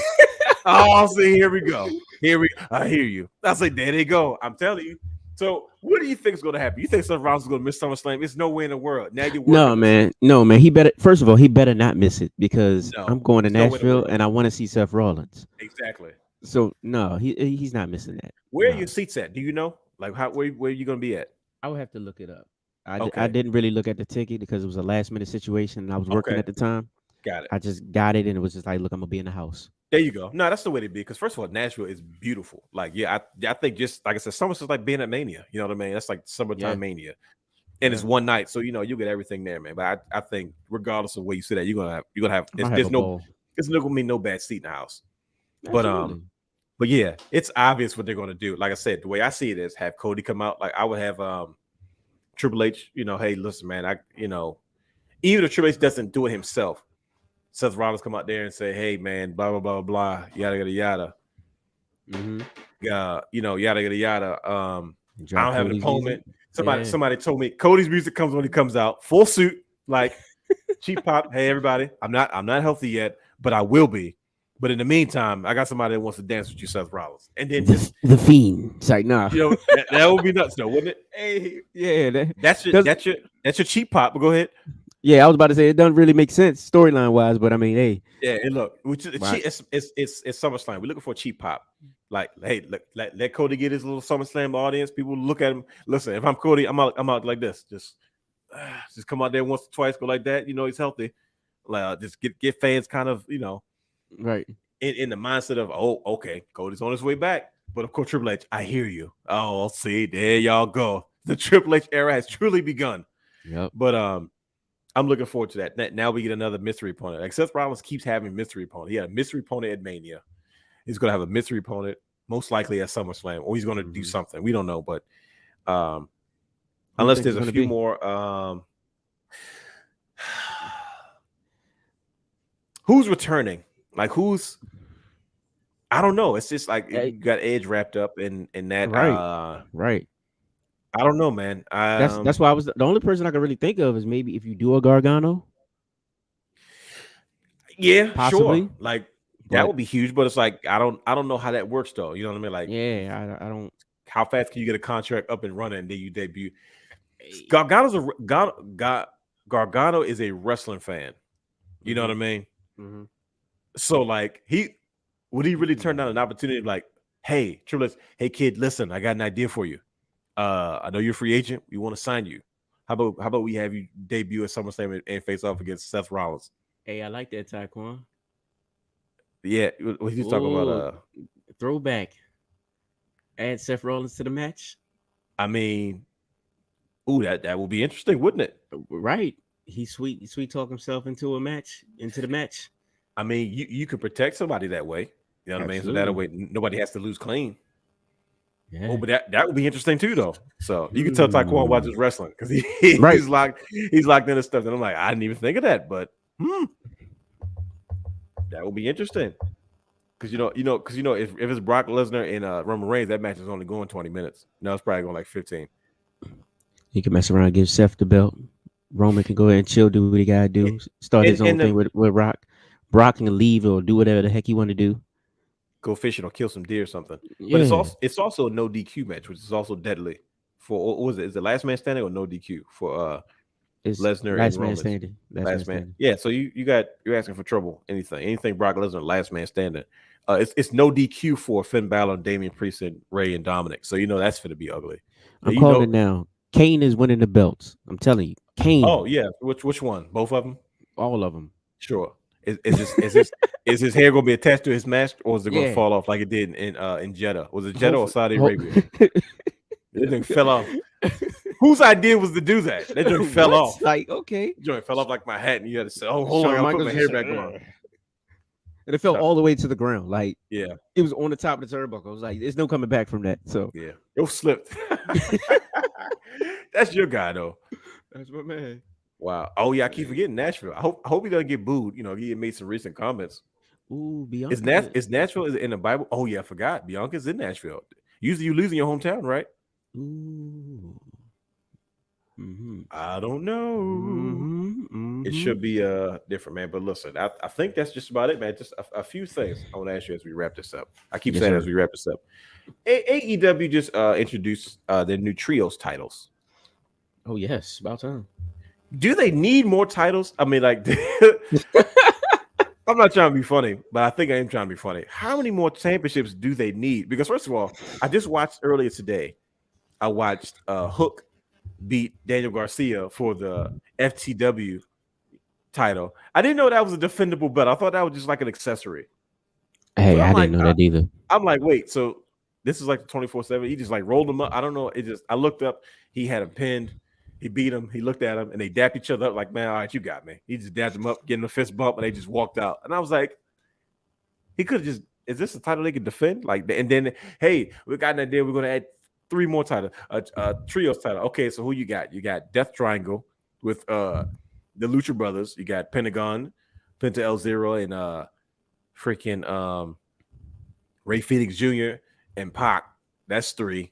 Who else you got? Like, you got Malachi, the House of Black. That's 3. The boss commenting. Look at Brian H. I know, right? He's an hour behind, so he's like, he just could have. He missed all the shenanigans, as far as I know. Good. So I'm like, what do you need more belts for? You don't really. They just trying to be different once again. I respect it. I get it, but it's like you're gonna run out of talent to put these belts on. Like you got Ring of Honor titles, you got AEW titles, right? Listen, they should be printing out replicas. They need to sell one belt. They ought to make some money. Sell some replica belts because everybody else does. There it is. But yeah, man, I think that's just about it, man. Brian, you tuned in at the last. We ready to wrap things up. Just getting here. But yeah, man, we are just a few days away from SummerSlam. Yes, sir. A lot has happened. And look, he said at this rate, I'm going to hold an AEW title. And look, I have a TNT title. Shout out to brother Brandon Guy. Yep. He hooks brothers up. He sure enough does. Yeah, man. He was like, hey man, listen, I got this title, it needs a home. I said, I have a home. And yeah, I have pictures of it, but I think the first title he gave me was the original TNA World Heavyweight Championship. This is how God works. This is why you got God is good. Because I remember when that belt first came out, they sold replicas of it, but they were very few and far in between. Like AEW TNA shop was selling those things, and years later, almost a decade later, man, I got one free of charge. The same thing with the TNT title, both beautiful titles. And hey man, AEW's got 12 more titles now, just adding 3 more. Do they have women's tag titles? Do they? No, I don't think they have women's tag titles. I don't think so. I don't think so. No. Oh, they're coming. You know they're coming. You're right. You know they're coming. They got all Atlantic title, which is the beauty. They're gonna sign Sasha and Naomi. Do you think Triple H brings them back? Do you think that with at least Naomi comes back? Well, here's the thing. Do you think Triple H can do something about the issues that caused them to leave in the first place? Because I don't think Vince wasn't the problem with them. The problem was the system, the way things work backstage. Because Vince will tell you the system is broken. You have to go through so many people just to get to the boss. And then if you go to the boss and the boss says, okay, I'll tell somebody to change it. And then there's 50 people separating you from you and the boss after that meeting. And then you look up and nothing gets done because the boss can't keep up with what he told somebody else to do that they didn't do to make you happy. And now they're like, oh, yeah, Vince is not going to check back with anyone. I'm not changing anything. Vince is not going to know the difference regardless. I'm going to handle it. You know what I'm saying? Like, issues like that is what plagued, to me, from what I know, from what I've heard, that situation. Do you think Triple H can kind of streamline? He said that he was going to be as transparent as possible. And he said, I was about to say, yeah, all the superstars, he was open to speak with them about whatever they wanted to speak. I said, Triple H is really jumping in like 2 feet in.